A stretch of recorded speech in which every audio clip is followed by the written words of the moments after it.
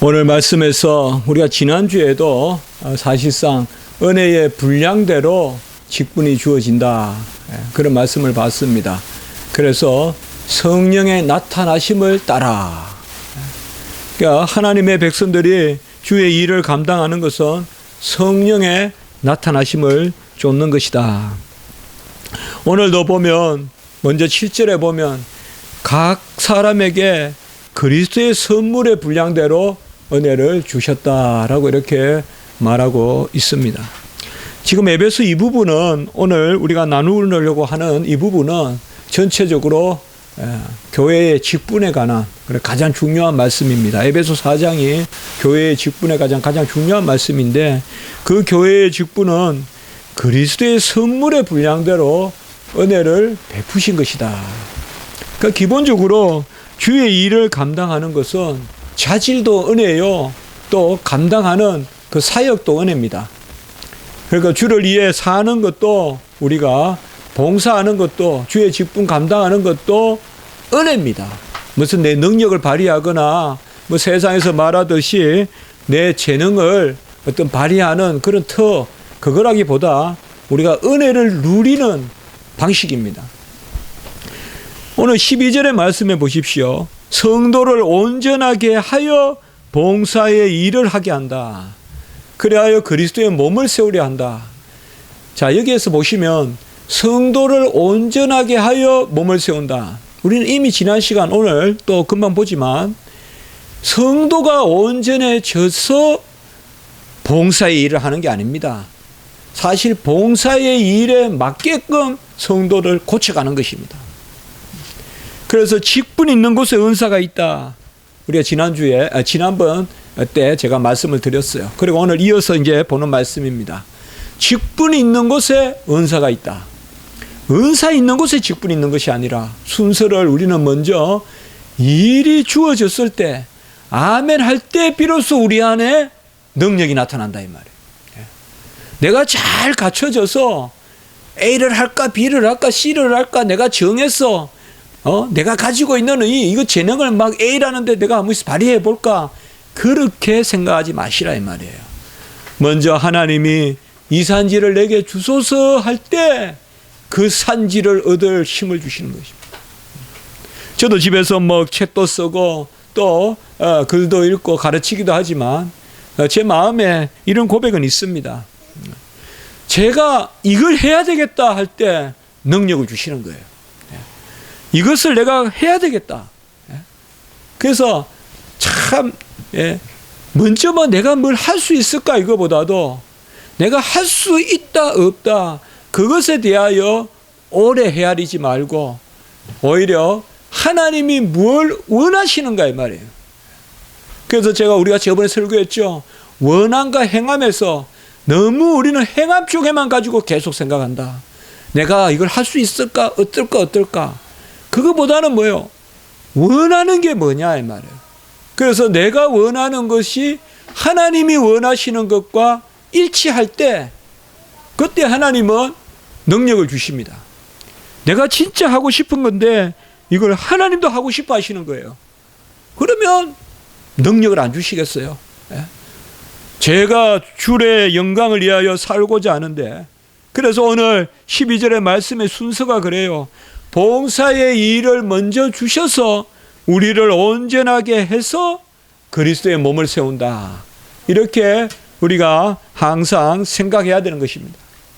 그래서 내가 이 일을 할 수 있다 없다 그런 일로 일이 맡겨지고, 그렇게 해서 일을 감당하기도 하고 못한다 하기도 하고, 그것은 하나님께 큰 영광이 안 되잖아요. 큰 영광이. 그래서 먼저 우리는 무슨 일을 해야 되는가, 어떤 봉사의 일을 해야 되는가. 저는 신학생들에게도 그런 이야기를 합니다. 내가 진짜 무엇을 해야 되는가. 달리 말하면 하나님이 내가 무엇을 하기를 원하시는가, 그것만 놓고 기도해라. 그러면 필요하면 지혜 주시고, 필요하면 능력 주시고, 필요하면 환경 조장해 주실 것이다. 그렇게 생각합니다. 오늘 바로 직분에서 그건데 그리스도께서 우리에게 선물의 분량대로 주신다. 무슨 일을 맡겨주실 때는. 그게 오늘 이 말씀이에요. 그 그리스도가 무엇을 하셨느냐? 시편을 인용합니다. 위로 올라가실 때 사로잡혔다 하는 잡을 사로잡고 사람들에게 선물을 주셨다. 이건 무슨 말인가 하면 온갖 죄악을 다 이기고 이건 마침 전리품을 주시듯이 그 생각하면 돼요. 그러니까 주님이 이 땅에 오셔서 모든 죄를 다 이기셨잖아요. 그래서 이제는 생명의 그러한 은혜를 우리에게 베풀어 주시는데 그것을 올라가면서 선물로 우리에게 내려주셨다 이 말이에요. 그걸 이렇게 표현한 거예요. 시편 68편에 대한 인용이거든요. 사로잡혔던 자들을 사로잡으시고 그리고 사람들에게 선물을 주셨다. 주님께서 끝내는 이기시고 마치 전리품을 나누듯이 원수의 목전에서 상을 베푸시고 시편에 나오듯이 그와 똑같은 상황이에요. 그래서 주님께서 어둠을 이기시고 이제 빛의 열매로서 그 전리품, 그 의를, 그 다 이루신 그 승리한 생명의 의를 우리에게 선물로 주셨다. 그래서 그가 그것을 주시려고 아래로 내려오시고 위로 올라가셨다. 이 땅에 오셨다가 부활하고 성천하셔서 그 오르신 보좌 우편에서 우리에게 성령을 충만하게 내려주셨다. 우리는 이걸 많이 나누죠. 예수님께서 보좌 우편에 올라가심으로 우리에게 보혜사 성령을 내려주셨다. 그래서 그 보혜사 성령을 우리가 선물로 받고 그 가운데서 각 사람에게 은혜의 분량대로 오늘 아침에 말씀과도 우리가 통하는 부분이 있죠. 각각의 그릇에 합당하게 질그릇, 은그릇, 금그릇, 또 나무그릇, 또 뭐 대나무 그릇 그때 필요한 대로 하나님이 주신다는 것입니다. 여러분, 우리가 직분을 감당하는 것은 은혜를 누리는 것이고 직분을 감당한다는 것은 상급을 얻는 길입니다. 직분이 바로 은혜의 길입니다. 직분은 무슨 내가 많은 것을 할 수 있어요. 내가 컴퓨터를 잘해요. 그래서 어느 부서의 것을 도와요. 그래서 내가 좀 그게 아닙니다. 그렇게 접근하면 안 됩니다. 직분은 하나님께서 우리에게 은혜를 베푸시는 겁니다. 거룩한 일을 어떻게 거룩하지 않은 우리가 감당할 수 있습니까? 직분은 하나님께서 우리에게 은혜를 베푸셔서 맡기는 것입니다. 내가 할 수 있다, 내가 할 수 있다 없다, 나로부터 나가는 것이 아닌 것입니다. 하나님이 우리에게 감당하게 하시는 것입니다. 하나님이 우리에게 맡겨주신 것을 감당하게 하시는 것입니다. 초대교회에는 사도들이 있었습니다. 11절에 보면 어떤 사람은 사도로, 어떤 사람은 선지자로, 어떤 사람은 복음 전하는 자로. 요새는 사도가 없습니다만은 초대교회 때는 사도가 있었습니다. 이 사도들의 특징은 뭔가 하면 하나님의 말씀을 듣고 기록한 사람들이 많아요. 베드로 사도도, 바울 사도도, 야고보 사도도, 사도 마태도 하나님의 말씀을 기록했어요. 그리고 그들은 처음 교회를 개척했어요. 사도들의 특징은.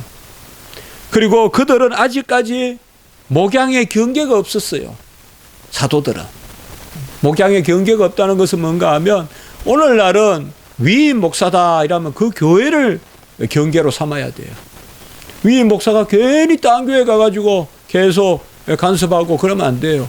그러나 사도 때는 아직까지 그 경계가 없었어요. 그런데 중요한 건 이 사도들이 누구냐 이 말이에요. 과연 말씀의 전문가들이었느냐? 그들이 율법을 연구하던 사람들이었느냐? 그들이 어느 곳에 조용히 앉아가지고 계속 주님이 언제 올 것이라고 연구했던 그러한 경을 연구했던 그러한 예언자들이었느냐? 아닙니다. 어부요, 세리요. 이것이 뭘 의미합니까? 바로 하나님의 은혜가 분량대로 그들에게 미쳐서 그들이 하나님의 말씀을 듣고 기록까지 할 수 있었어요. 우리가 베드로 전서 후서를 읽으면 얼마나 은혜가 됩니까? 그 베드로서를 어부가 썼다 이 말이에요. 베드로는 어부였어요. 더도 아니고 덜도 아니고 그 이상 알려고 할 필요도 없어요. 성경이 말해주는 것만 알면 돼요. 우리는 그게 충분한 거예요. 베드로는 어부였어요.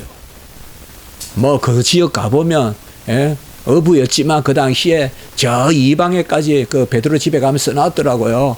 먼 곳까지 이렇게 교류까지 하고 이랬으면 상당히 베드로는 아마 이방에 대한 지식도 있었고 막 그런 것은 좋습니다만은 그 지나치게 저는 마음속에 성경에 없는 거 그 크게 은혜 안 되거든요. 그 역사적 배경 좋지만은 성경 안 있는 것만 알면 돼요. 우리는 그 지나치게 베드로를 신격화하는 거 아닌가 로마 캐톨릭에서.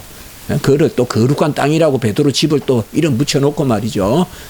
그런 감을 지워버릴 수가 없었어요. 저에게는. 중요한 것은 자 그래서 그 말이에요. 너무 그냥 가서 지리만 가지고 사회 배경만 가지고 정작 성경의 깊은 뜻을 못 헤아리면 안 된다고요. 성경의 깊은 뜻은 오늘 뭐예요?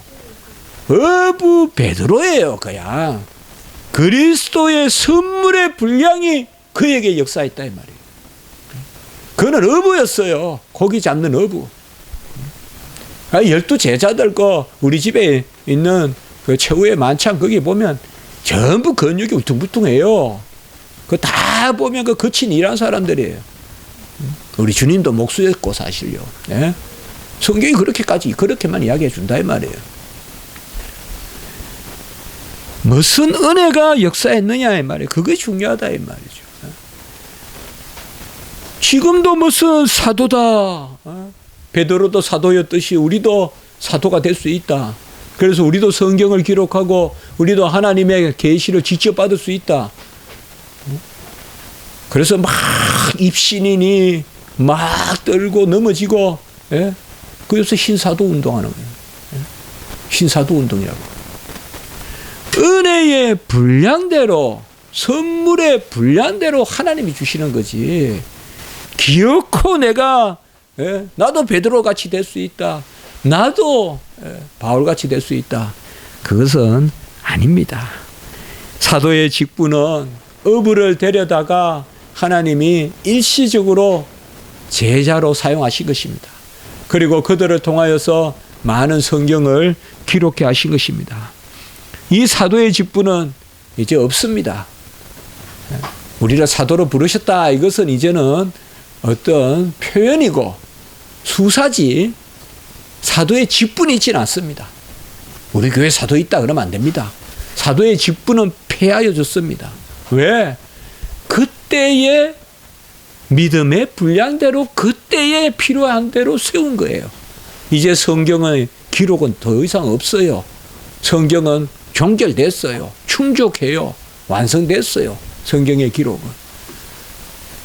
그리고 오늘 선지자도 마찬가지입니다. 이제는 선지자 직분이 없습니다. 하나님의 말씀을 다시금 직접 받아서 그것을 전하고 하는 그러한 선지자 직분이 없습니다. 초대교회에서는 이러한 선지자 직분이 어느 정도 남아 있었습니다. 특별히 하나님이 초대교회에서 여러 이방들에게 말씀을 처음 전하고 이럴 때 그 계시의 영을 특별히 더하셔서 선지자들을 세웠지만 이제 교회의 공식 직분으로는 선지자가 없습니다.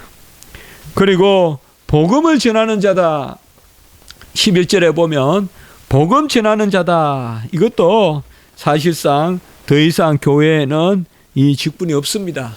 왜 복음 전하는 자라는 말이 나오는가 하면 요새도 전도자 있지 않습니까? 그거와 성격이 다릅니다. 여기에 복음 전하는 자는요, 뭔가 하면 바로 사도들을 도와서 특별히 누가복음에 보면 우리가 120 문도라고도 하고 그렇게 하잖아요. 120명을 세웠잖아요. 그런 분들을 우리가 그렇게 이야기합니다. 누가나 또 디모데 그런 사람들을 복음 전하는 자다, 전도자다 그렇게 말하기도 합니다. 오늘 여기서는 제가 짧은 시간에 무슨 직분을 우리가 보려는 것이 아니라 이러한 그때그때 형편에 따라 하나님께서 은혜의 분량대로 사람들을 세웠다는 겁니다. 그래서 더 이상 사도 직분 없습니다. 선지자 직분 없습니다. 또 복음 전하는 자다 해서 마치 수종 드는 자같이 목사 수종자가 있다. 로마 캐톨릭이 또 있거든요. 사제 부사제 하면서 그런 개념 없습니다. 로마 캐톨릭은 또 수행 동자들도 있어요. 쭉 따라다니면서 그런 개념 없어요. 초대 교회에서는 사도들을 돕는 직분이 있었어요. 그러나 우리가 잘 아셔야 됩니다. 지금은 돕는 직분은 없어요. 전에도 우리가 나누었지만 집사 장로는 목사를 돕는다 그렇게 해서는 안 돼요. 돕는 직분이 아니라 각각의 영역의 직분을 맡은 것이고 목사는 특별히 하나님이 많은 권능을 권세를 주셨어요. 설교권, 곧 강도권을 주셨고 그리고 성례를 거행하고 건징을 전 장로 목사 대표로서 건징을 시행하고 말이에요. 목사 장로의 대표로서 당의 대표로서 건징을 시행할 수 있고 그리고 가르치는 권이 있다 이 말이에요. 교사권이 있다. 그래서 어떤 사람은 이제 그 세 가지 직분은 폐지됐어요. 그래서 임시직이라고 하고 그 밑에 목사와 교사로 삼았다. 이거는 이제 우리가 직분을 주신 거예요. 여기에서 목사 직분, 교사 직분이 있죠. 목사는 금방 말씀을 드렸습니다. 설교권 목사에게만 있습니다. 절대 목사 아닌 사람은 강단에서 설교할 수가 없습니다. 어떤 데서 성경 공부하고 그런 건 괜찮죠. 그건 괜찮습니다. 그러나 공예배에 설교단에 서서 설교하는 것은 목사만이 가지는 권세입니다. 그리고 또 아까도 말씀드렸지만은 성례 거행권은 목사에게만 있습니다. 세례를 베풀거나 성찬을 또 거행하는 것은 목사에게만 있습니다. 급하다고 해서 장로님이 올라와서 세례를 거행할 수 없습니다. 절대 안 됩니다. 그건. 하나님 싫어하십니다. 그리고 목사는 교사권과 건진권을 함께 가지고 있습니다. 그리고 교사권도 대표 교사권이라고 볼 수 있고 건진권도 대표 건진권이라고 볼 수 있어요. 이런 것을 계급으로 생각하지 마세요. 아, 목사는 권세가 엄청 많네. 그렇게 보지 마세요. 그것은 하나님이 그 영역을 맡겨주신 거예요. 그렇게 생각하셔야 돼요. 목사라고 더 은혜가 많다. 목사라고 더 권세가 크다. 그렇게 보시지 말고 권세가 하나님이 주신 권세가 다양하고 많다는 거. 그 영역에서 봐야지 절대 우리는 계급이 아닙니다. 그리고 교사는 가르칠 수 있습니다. 가르치는데 잘 아실 것은 말씀을 해석하고 말씀을 수호할 정도 돼야 교사입니다. 요새 우리가 교회에서 교사라고 세우는 그 교사는 엄밀히 말하면 여기에서 말하는 교사는 아닙니다. 엄밀히 말하면 그 교사의 직분은 아닙니다. 그러나 요새는 사실상 교사 직분이 조금 편하게 우리가 주기도 하고 또 받는 사람도 조금 편하게 생각하는데 어떻게 보면 집사나 이런 걸 받는 것보다 교사 받는 걸 더 쉽게 생각하잖아요. 교사는 그냥 지명만 하면 되는 줄 알고. 그러나 본래 교사 직분은요, 옛날로 말하면 거의 목사 수만큼밖에 안 됐어요. 오늘날로 말하면 신학교의 교수 정도 돼야 교사라고 했어요. 그걸 잘 아셔야 돼요. 뭐냐? 교사는 꼭 두 가지예요. 말씀을 잘 해석할 수 있어야 돼요. 그리고 말씀을 변호할 수 있어야 돼요. 무슨 말씀이 옳은지. 혹시나 오늘날 교사라고 하면서 그저 잘 어울리고 그저 마음 씀씀이 좋고 그저 세상에서 잘 이렇게 리더하는 리더십 있고 그런 사람, 저 사람 교사로서 쓸만해. 저는 그건 아니라고 봐요. 그건 절대 아니에요.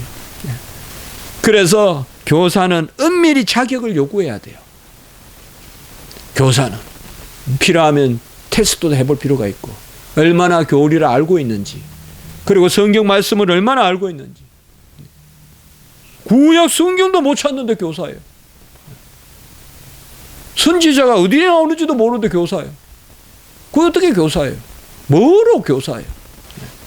교사라는 것은 말씀을 잘, 그게 여기에 교사예요. 목사와 교사로 삼으시고 12절에 보시면 성도를 온전하게 하여 봉사의 일을 하게 하며 그리스도의 몸을 세운다 할 때 사실 장로 직분은 어디 있느냐. 여기서는 장로 직분이 바로 안 나옵니다. 그런데 사실 성도를 온전하게 한다. 이게 장로의 직분이라고 볼 수 있지 않냐. 또 이렇게도 이야기하는 분도 있어요. 왜냐하면 장로님들이 할 수 있는 권세는 7위권이에요. 7위권은 뭔가 하면 교회의 질서를 세우고 교리에 어긋나거나 품행이 하나님의 말씀에 어긋날 때 그것을 건면하고, 건면을 2번 해서 안 들으면 이제 보고하고, 또 보고해서 공적으로 처리하는, 그게 장로의 권세입니다. 장로의 권세에 관해서는 한 가지만 제가 말씀을 드릴 거예요. 장로는 본래 목사의 말, 선포되는 말을 최고 잘 받아들이는 사람이 장로예요. 그게 본래 장로의 직분이에요. 목사의 말씀을 최고 잘 아멘해서 그것을 이해하고 그것으로 건면하는 거예요. 그 성경을 가장 잘 깊이 알고 목사님 설교를 잘 알아들어서, 그래서 장로님을 앞에 앉히는 거예요. 건세 부리라고 앞에 앉히는 게 아니라 목사님의 말씀을 잘 받아들여서 그 말씀을 좇아서 성도들을 건면할 수 있는 것, 그게 장로 직분이에요. 조금 오늘날 이 분화가 좀 덜 되죠. 그리고 집사 직분은 봉사의 일을 한다. 이게 또 집사 직분이다. 집사는 뭔가 하면 구제하는 집사, 그리고 제정하는 집사예요. 제가 지금 말씀드리는 것은 이 직분의 원리예요. 우리 장로교는 이 사실, 이 원리를 지켜야 되고 우리 교회들이 이거 회복시켜야 돼요. 장로님은 그냥 오래 있으면 장로되고, 집사님은 그 거쳐가는 단계고, 그렇게 접근하시면 안 돼요. 연장자가 장로 되는 건 맞지만 그 장로됨의 의미는 뭔가 하면 말씀을 잘 아멘해서 말씀을 깊이 아멘해야 돼요. 근데 제가 총회나 이런 데 가보면 장로님들이 말씀 많이 아시더라고요. 또 설교하고 이러면. 그리고 관심이 많고요. 그래서 참 그래도 우리 장로교가, 장로님들이, 집사님들은 뭐냐? 그게 2가지다 이 말이에요. 구휼 집사와 제정 집사. 집사는 뭔가 하면 첫째로 구휼 집사다. 이 말은 불쌍한 사람을 돕는 거예요. 돕되 교회를 통하여 돕는 거예요. 꼭 아셔야 돼요. 돕는 게 질서가 없으면 안 돼요. 그래서 주머니 돈 주듯이 그게 교회가 아니에요. 교회는 헌금을 통해서 구제를 해야 돼요. 제가 왕십리교회에 있는데 선교 헌금을 자기 마음대로 따로따로 해요. 그건 안 돼요. 그렇게 하면 안 돼요.